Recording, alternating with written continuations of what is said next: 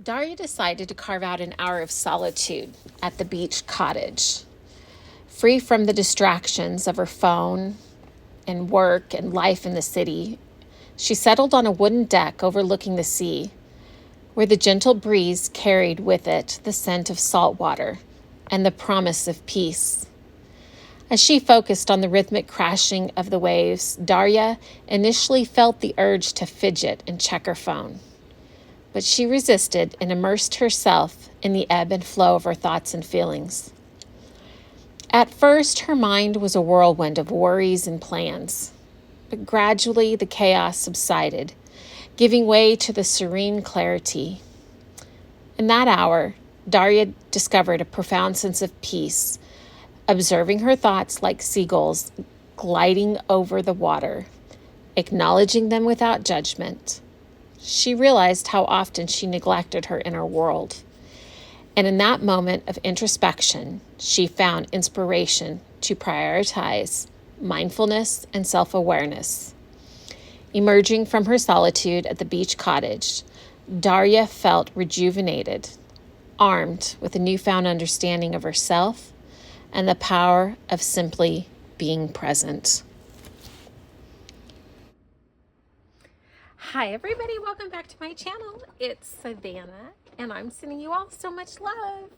So today we are it's day 7, so welcome back. I hope you're having a good time doing this course. I know it might be a stretch or unusual for some people. Maybe some of you are familiar with it. So today is day 7. It's embracing solitude. This might be the hardest day so far, because our activity today is to spend an hour alone without distractions, simply observing your thoughts and feelings. So as you're doing that, you could be journaling it. You could just be thinking about it. An hour is a long time to put away the phone, avoid distractions, and to just be your own company. If you've never done that, it will be challenging. But I encourage you to do it. It's 1 hour of your whole life. And like I said, it can be hard. It can be like if you want to have like soft music going in the background, light a candle, maybe sit in a bathtub, but no words being played, just instrumental music, and just be your own company. Be with yourself and see what comes up. Try not to judge it. If you're like, this is so stupid, I can't stand this, that's okay. Whatever your thoughts are, when is it going to end? And what I would do is not have a clock around you, set an alarm somewhere for the 60 minutes, and then make it to where you can't look at the time. And then it's definitely going to be an experience for you. I know an hour is a very, very long time. But if it's hard, and one of the things that might make it hard is if you have family, those are going to be distractions. But all the more reason for you to say, hey, I'm going to take 1 hour, just 1 hour out of the 24 hours in today, and I don't know how many hours are in a week. I could do the math, but I'm not going to, because I think you understand what I'm saying. 1 hour to yourself. And I know it's hard, and I'm not trying to make light of it, but this is an important part of this process. And if it's easier for you to be writing your thoughts out as you're doing this, then feel free to do that. You'll be amazed at what comes up. Or you can just be there with yourself. And I wouldn't go somewhere, like if you want to sit outside, if there's no distractions, but I wouldn't go to the beach where there's going to be people and things like that. So you kind of want this time of solitude just for yourself. Okay. So the journaling prompt is, how does spending time alone make you feel? What can you learn from solitude? I would say either journal about that while you're spending the hour alone or afterwards. And like I said, I know this is a challenging one, but I would love to hear, if you all do this, how it was for you. And I really, really encourage you to try to do this today. And our Bible verse for today is, "But Jesus often withdrew to lonely places and prayed." Luke 5:16. So he is our example of just going off. And he was the savior of the world. And he even went and took time to himself.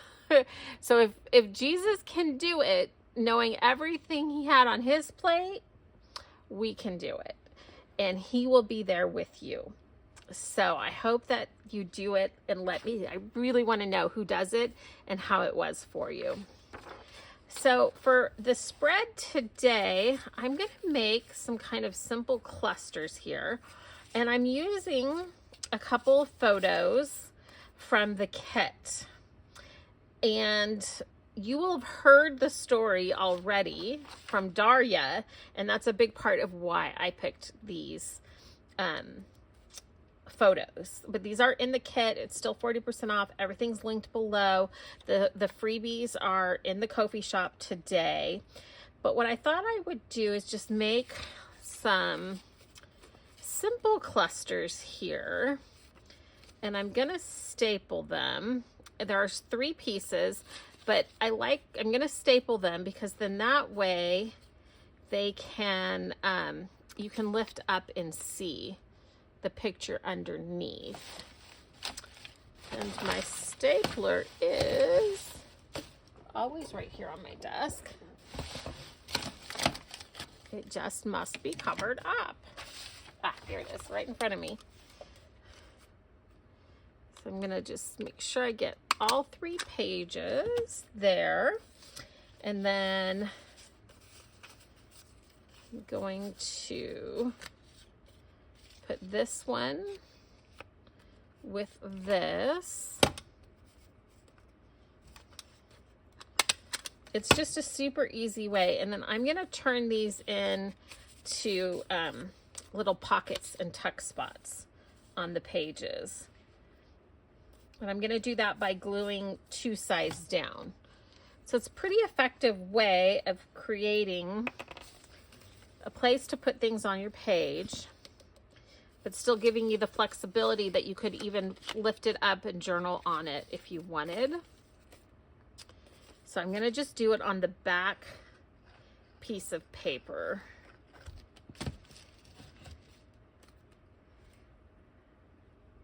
And I'm not even putting it all the way down on the bottom.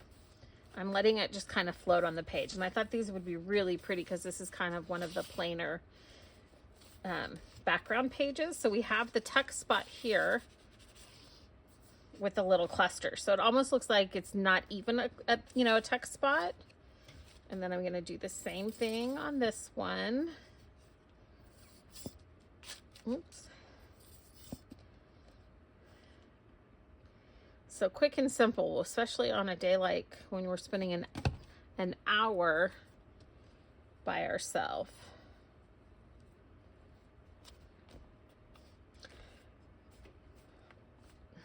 But see, now those are tuck spots, and they look really cute. So you can create your pockets and your tuck spots out of anything. And then I have a video where I made a whole bunch of ruffles. And so I thought I would put, I just cut off a piece. So I like to go and make my ruffles in long strips. This was with a napkin. And so I just cut a piece off of it so that whenever I'm ready to use it, I have it ready to go.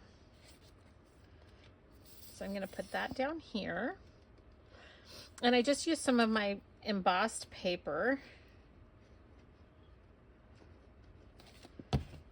Oops. And I'm just going to stick that down right there for some decoration on the page. And then for this photo, what I thought I would do is put this on the back here.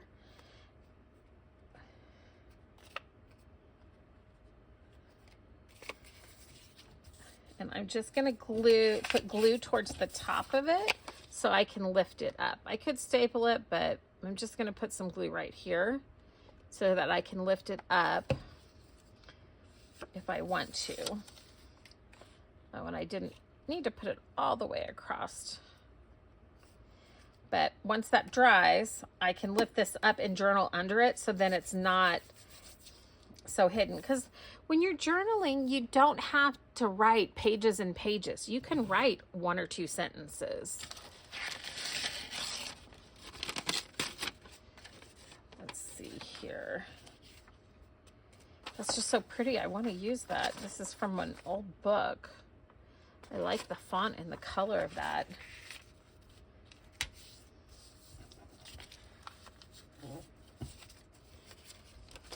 So I think I'm actually just going to tuck that into the page like that. And it just it adds to it and gives it something. And I could even though this is a book page, you could write all along this, but this is such a nice vintage piece of paper.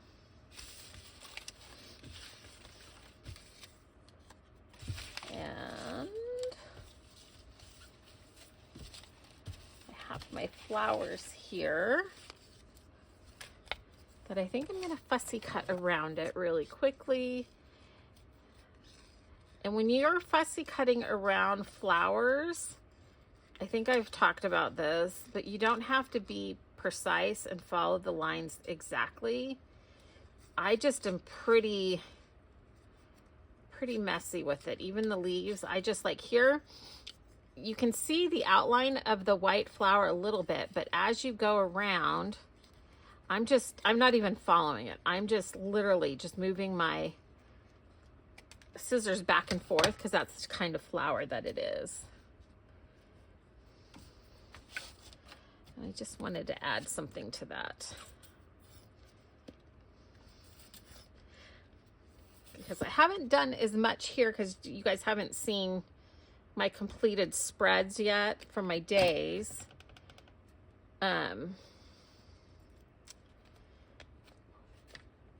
So you haven't seen me use as much of the vintage papers, but even if you just tuck it in, it's really pretty that way. And then let's add this. Gosh, this paper is so pretty.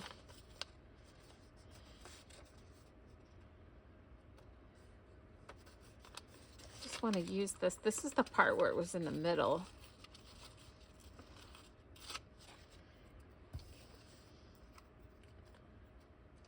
Just going to add that right on top of this picture.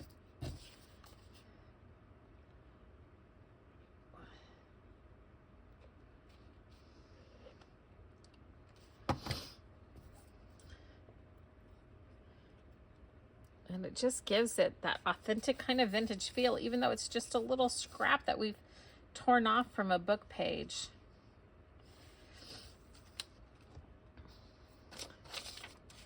Very simple. So I will, again, when I do my flip through, and I don't know if I'm going to get through the flip through of this week or not. It might have to be 2 weeks. We'll see how it goes because I'd hurt my back and things have just, it is as life is. It gets busy, and that's why we're doing this, to stay mindful and stay in the moments. And I will share with you though all today, and hopefully this isn't too boring because I'm just talking, but I had to go and get the oil changed in one of the cars today. And this morning, I had the thought of bring some paper, and I was downstairs and I was running late, and I'm like, here, I make all these journals, and I just didn't want to come upstairs because I had to get out the door, and I had some paper right there, and I was like, I might want to write while I'm waiting for the car to get done. And so I just grabbed paper because I can always put it in my journal, and I probably will end up putting it in this journal. And in the middle of the oil change place, I just started writing. I was writing some poetry, some short stories, poetry. I don't know exactly what you would call it. Thoughts on healing and trauma and things like that. And so that's one of the great things about getting in touch with yourself and being mindful is even though I was there and I was around people and stuff, I was still able to sit and be with myself and write. So I really just encourage you all to use your journals to write in them. And the way I started writing was, I feel like I need to write. I need to express myself right now. And those were the first sentences that I wrote down. And from there, oftentimes it's just the getting started. So I just wanted to give you that quick little story to encourage you all. So I hope it did. I hope that makes sense. Sometimes I feel like I ramble. But yeah, this is just the start. Like I've been doing just the start of my spread, and then I will come back in and I will journal about my experience. And I might even like journal about Darya's experience, what I just shared with you. I just love these flowers. They're so pretty. I'm going to put that in here because I might want to use that one. Okay, so today my prayer for everybody watching this video is, I actually want to make a special prayer. Because as I was driving home from getting my oil changed, there was a fire that I drove by that was maybe 7 miles from my house, and they're getting it under control, so we should be not in danger. But I just want to say a prayer and hope that you will all pray with me, because it just made me think about how lucky we are when we aren't struck by natural disasters. But there are so many people around the world every day that are faced with floods and fires, tornadoes, storms, tsunamis, earthquakes, volcanoes. There's so many natural disasters that happen in this world. And I just want to say a special prayer of protection over everyone who's going through struggles, who've lost things, who are having to rebuild. I just pray, Lord, that you will give them the strength to hang on and give them fresh eyes and a fresh start and a fresh way of looking at the tragedies in their life, Lord. I pray that you will provide them with everything they need, that you will provide them with all their physical needs, Lord, food and shelter. But I really especially pray for their emotional needs, Lord, that you will heal the wounds that come from natural disasters and from these unexpected things that leave us shaken, Lord. I pray that you will give footing to those who have lost their sense of direction because of the things that have happened to them, Lord. And I just pray that you will guide them on their path to healing. And I pray that everyone watching this video will pray for these people also. Amen. In the name of the Father, the Son, and the Holy Spirit. Amen. Remember, you are loved and you are cherished. Until next time, love always, Savannah.